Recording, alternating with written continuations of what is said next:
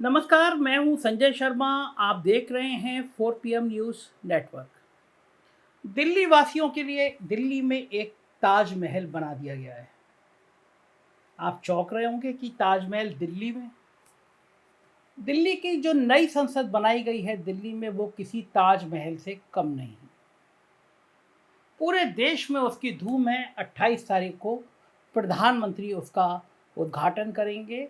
कुछ खुराफाती लोग हैं, वो कह रहे हैं कि एक आदिवासी महिला राष्ट्रपति है, तो महिला भी है और आदिवासी भी हैं, तो उद्घाटन राष्ट्रपति से होना चाहिए। इतने प्यारे ताजमहल पर विवाद नहीं होना चाहिए। ताजमहल प्यार की निशानी है। ताजमहल मोहब्बत की निशानी है। एक ताजमहल शाहजहां ने बनवाया और एक हमारे साहिब ने बनवाया। साहिर लुधियानवी की एक गज़ल है, मैं पढ़ रहा हूँ। थोड़ी टिपिकल उर्दू है। मैं कोशिश करूँगा कि उन उर्दू के शब्दों को मैं आपको हिंदी में समझा सकूँ, और उसके बाद साहिब के बनाए इस ताजमहल पे बात करूँगा कि जिस देश में 80 करोड़ लोगों को 2 वक्त की रोटी नहीं है, वहाँ पे ऐसे ताजमहल का मतलब क्या। तो साहिर की मैं कुछ लाइनें पढ़ता हूँ। ताज तेरे लिए एक मजहर उल्फत ही सही, ताज तेरे लिए एक मजहर है उल्फत ही सही। मजहर उल्फत कहते हैं प्यार का वादा। ताज तेरे लिए एक मजहर उल्फत ही सही, तुझको इस वादी ए रंगी से अकीदत ही सही। अकीदत शिद्दा को कहते हैं। तुझको इस वादी ए रंगी से अकीदत ही सही, मेरे महबूब कहीं और मिलाकर मुझसे। वज्म ए शाही राजा की सभा, वज्म ए शाही में गरीबों का गुजर भला काम आईनी। सब्ता जिस राह में हो शिलालेख, सप्तमानी शिलालेख। सप्त जिस राह में हो सतवन शाही राजसी वैभव कहते हैं।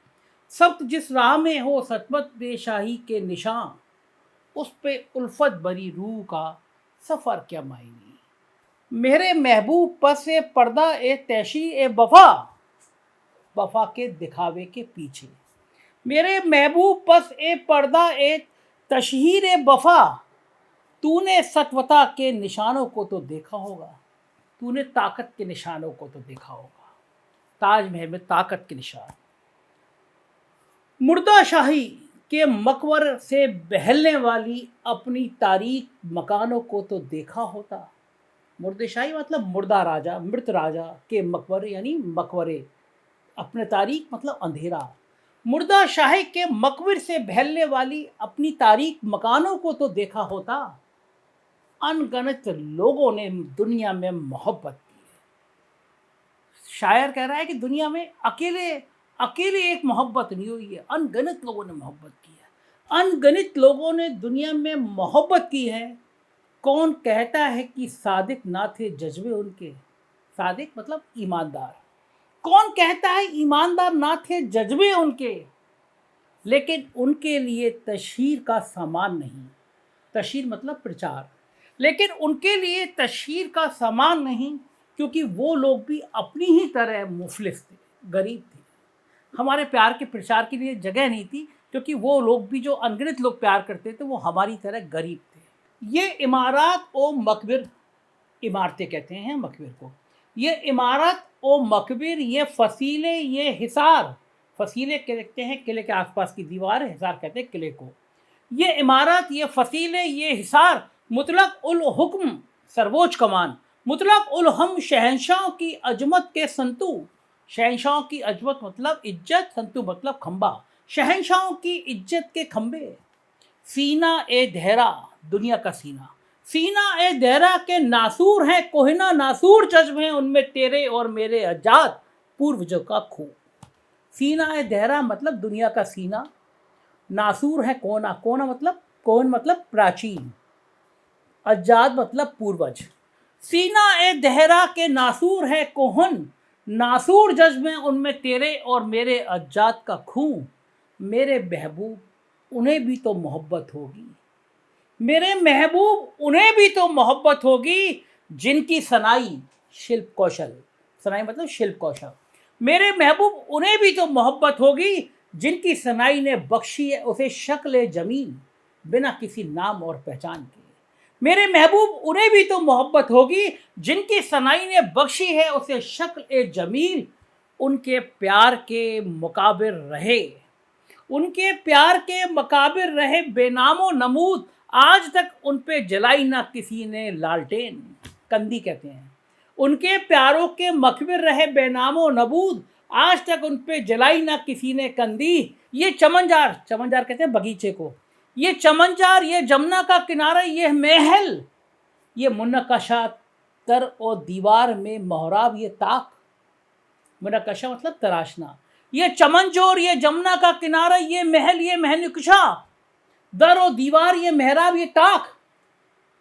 एक शहंशाह ने दौलत का सहारा लेकर हम गरीबों की मोहब्बत का उड़ाया है मजा।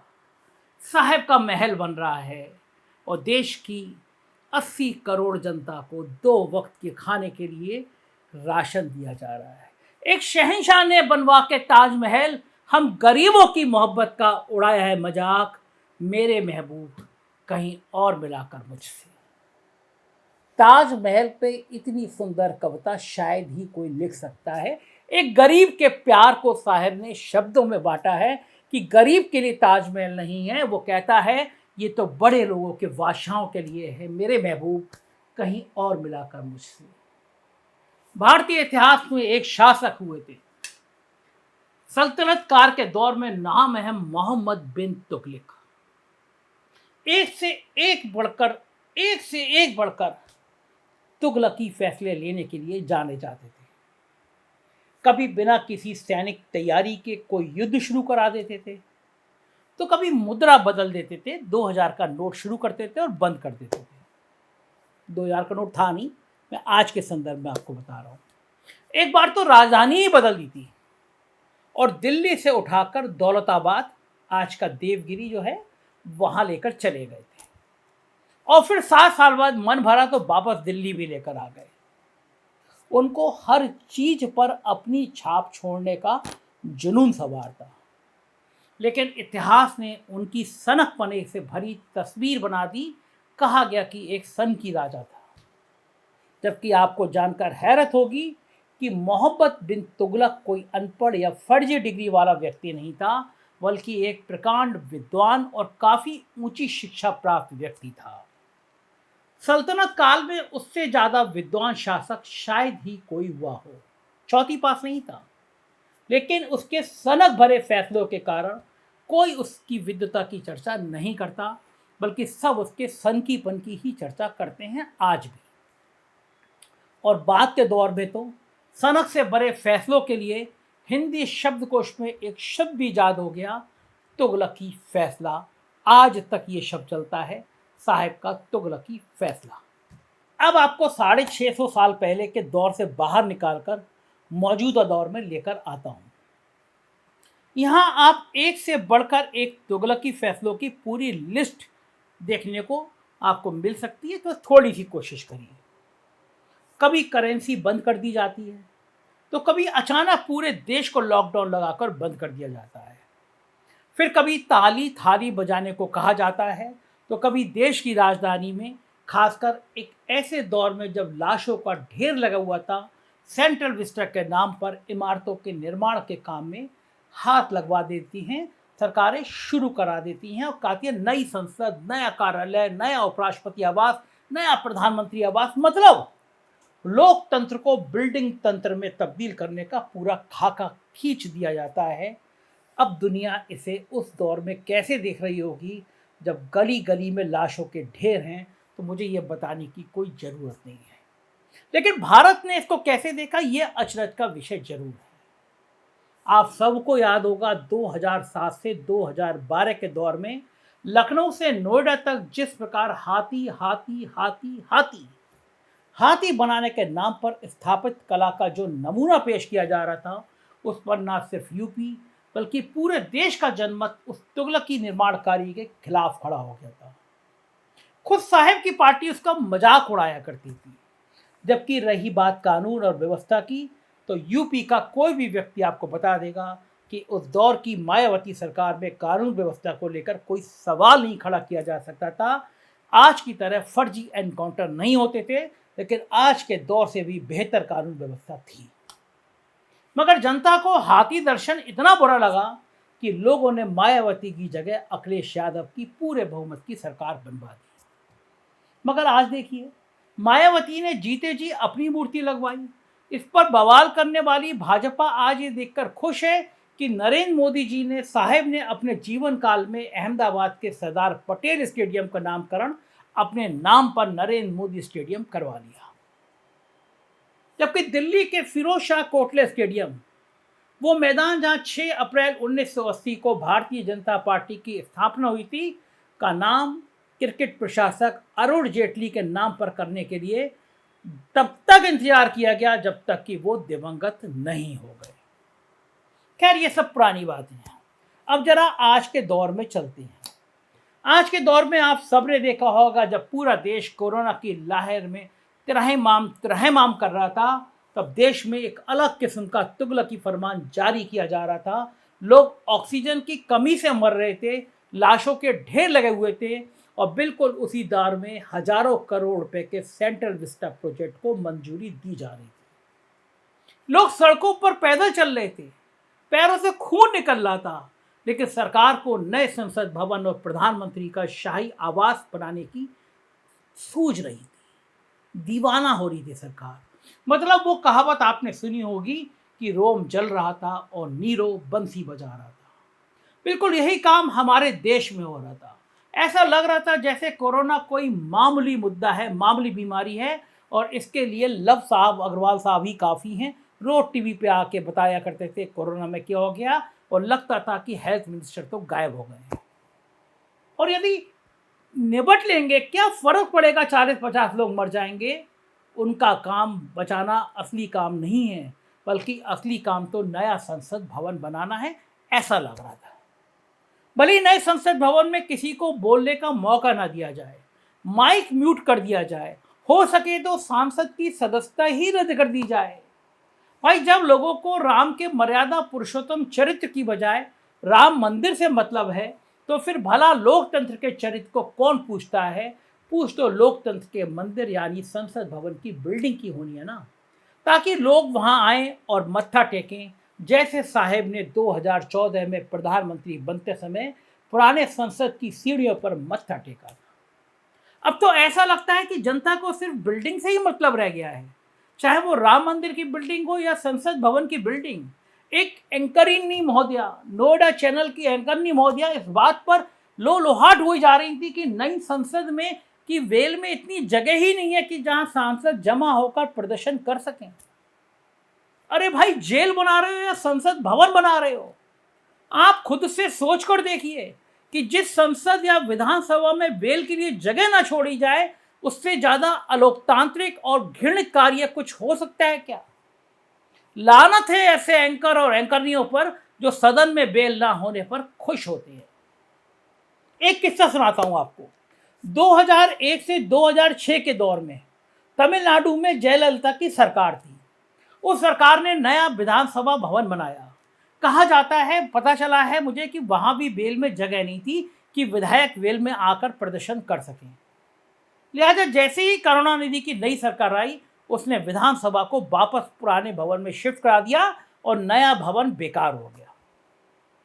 अब कल्पना कीजिए कि अगले लोकसभा चुनाव में यदि साहेब की जगह नीतीश बाबू या खड़गे जी या राहुल गांधी आकर बैठ गए और कहने लगे कि नई संसद में तो वेल है ही नहीं और ये लोकतांत्रिक मान्यताओं के अनुरूप नहीं है, लिहाजा हम पुरानी संसद भवन से ही काम करेंगे, तो क्या होगा? भाई, ब्रिटेन में 400 साल पुरानी संसद में लोग बैठ सकते हैं, तो भारत में 90 साल पुरानी बिल्डिंग में बैठने में क्या दिक्कत है? हजारों करोड़ रुपए क्यों फूके जाएं? लेकिन साहब को तो जुनून सवार है दिल्ली से नई दिल्ली के आर्किटेक्ट एडविन लुटियंस का नाम मिटा देना है। लेकिन क्या ये संभव है?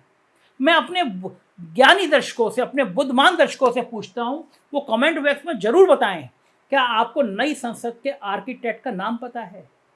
सेंट्रल विस्टा के आर्किटेक्ट का नाम पता है? जाहिर सी बात है कि नहीं पता है। जबकि इतिहास गवाह है और साहिब संभवतः ये भूल गए हैं, दुनिया किसी प्रोजेक्ट के आर्किटेक्ट को याद रखती है, ना कि उस दौर के शासक को। मैं उदाहरण दे रहा हूँ आपको।